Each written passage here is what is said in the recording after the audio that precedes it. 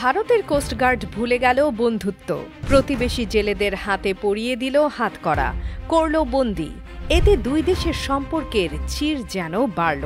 তবে আটক ৭৯ জেলে ও নাবিককে ফিরিয়ে আনতে তৎপর হয়েছে বাংলাদেশের অন্তর্বর্তী সরকার।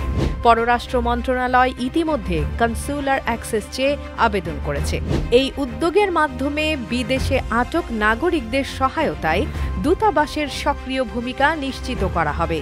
গত সোমবার খুলনার হিরন পয়েন্টের কাছ থেকে দুটি মাছ ধরার ট্রলার সহ জেলে নাবিকদের ধরে নিয়ে যায় ভারতীয় কোস্টগার্ড।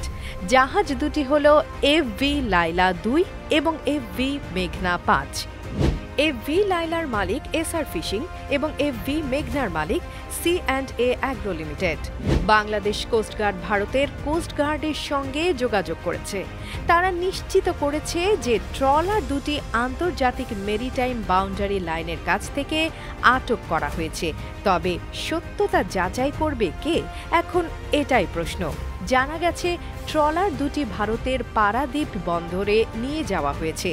এই পরিস্থিতি সমাধানে দ্রুত ও কার্যকর পদক্ষেপ নেওয়া এখন সময়ের দাবি। বাংলাদেশের নাগরিকদের নিরাপদে ফিরিয়ে আনার জন্য সরকার দৃঢ় প্রতিজ্ঞ। AB news desk report.